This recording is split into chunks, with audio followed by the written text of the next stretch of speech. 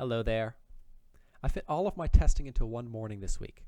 However, before I discuss my results, I need to take a brief detour to talk about protocols. Now, I based my goals for this summer off of the RASP pre-assessment.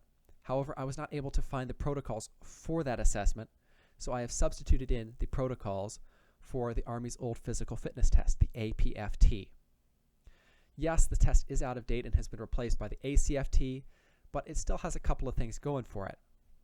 The first is that it has 3 events, all of which are present in the RASP pre-assessment, which makes it seem, in my mind at least, that the RASP pre-assessment is the APFT with additional events tacked on. A second thing going for the APFT is that there was overlap in the years when it was administered and the years the RASP pre-assessment was administered.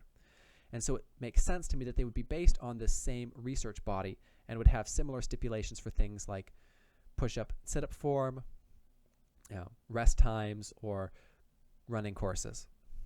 And then the third point in favor of the APFT is that it has excellent documentation. So I can go look at FM 7-22 Appendix A and see exactly how it's supposed to be administered, as opposed to relying on an online source for any other assessment where you're not exactly sure how it needs to be administered. You have general guidelines as opposed to explicit guidelines. And so with that in mind, from FM 7-22, I have 3 things that guide my testing. The first is that the events need to go push-ups, sit-ups, running, at which point the other events get tacked on at the end because you can't put them in between or at the front. The second stipulation is the rest. There needs to be no less than 10 minutes and no more than 20 minutes of rest. I chose to go in the 10 to 12 minute range. I felt all right at that point and was excited to go on to the next event. And then finally, the third stipulation was the run cannot be on unimproved terrain, which I took to mean it should be on a track. However, the track I had intended to run on at SFA no longer seems to be there, unless I'm totally misremembering something I drove past several hundred times last year. And the only other option I have for a track is an indoor track at the SFA Rec that's 1/7 of a mile, which does not condemn it in my mind, but also requires a mask to be worn while you're running on it and loops in and out in funny shapes. And so it seems that with those 2 things taken into account, running as fast as you can for 2 miles with a mask on, with condensation building up on the inside and having to jerk left and right all of the time, does not seem like it would be great conditions. So I took advantage of the fact that a down and back course is allowed, though I can't determine the gradient of the road to be at or under 3%. I'm relatively happy with how flat my course was. And so with all of that out of the way, let's talk about results.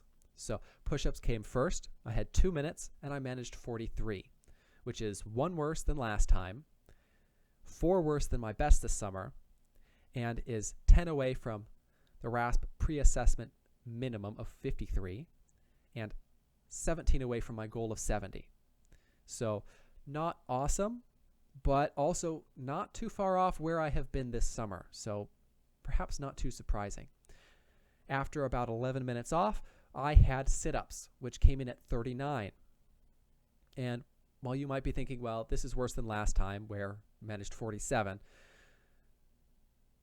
I don't think the issue was the lack of rest. I think the issue was poor pacing, where I went out way too quick on the first minute and was not able to complete repetitions after 39. I just did not have the strength left to do it.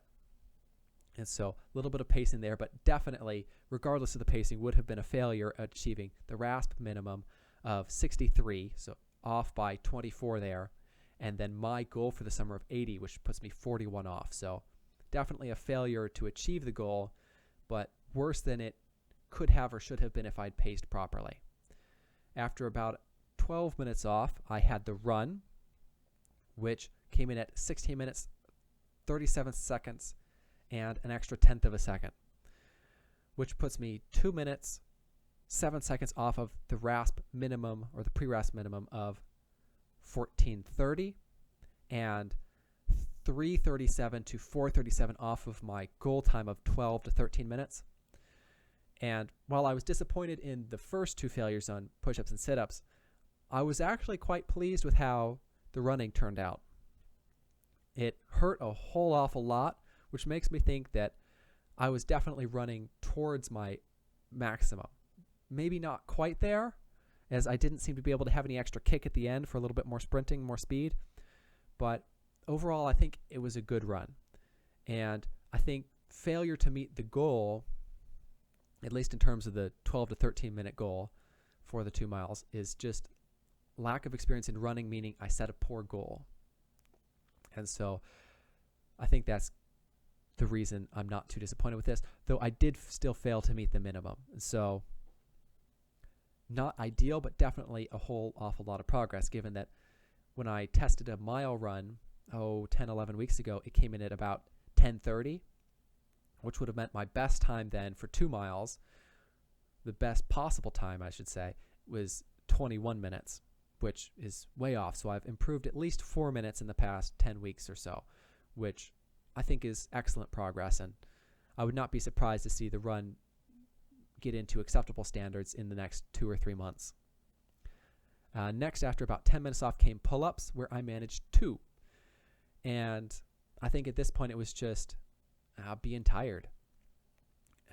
I did not have it in me to do any more pull-ups. I could not complete another repetition. And this puts me at 2 off from my best, which was 4. And then 8 off of my goal of 10, which I had hit last summer. Or rather, not last summer, last fall. And so while I don't think fatigue played much of an effect on sit-ups, it definitely played an effect on pull-ups. And I think that at least part of the reason why the previous attempts had been better than the current attempts, excluding push-ups maybe because that came first, is that each of these tests I've done has been on its own. So sit-ups are only tested by themselves. They haven't been tested after push-ups. And the same goes for pull-ups. There have been no push-ups before a pull-up test. And so while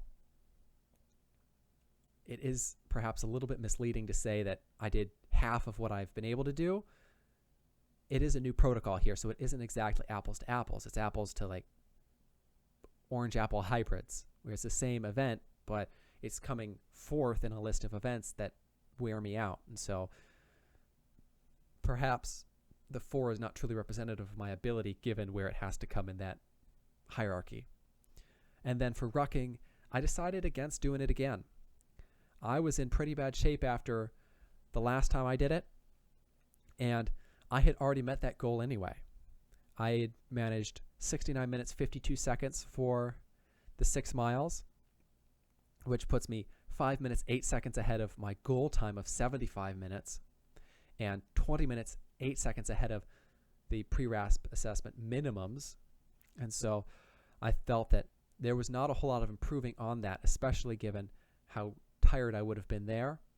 And given how easy it is to break the 90-minute barrier, I would not have been concerned about going 6 miles with 40, 45 pounds on after this protocol. It probably would have hurt more than it has in the past, but I was not concerned with meeting that time. And so there you have it. Overall recap, 1 event passed out of 5, which is overall a failure given that on the APFT, if you fail 1 event and score hundreds on the other 2, you still fail regardless if you meet the overall points requirements. And I would assume that would carry over to RASP pre-assessment as well. So overall a failure, but progress has been made. I remember a year or 2 ago when I was substitute teaching push-up challenges with the students, and 32, 33 was my max then. So I've definitely come a ways since then, but not that much. And so I think that part of that is just due to not putting enough time into those events. Yet really running with rucking as a second were the favorites this summer. Those were the ones I put the most effort into and focused the most on.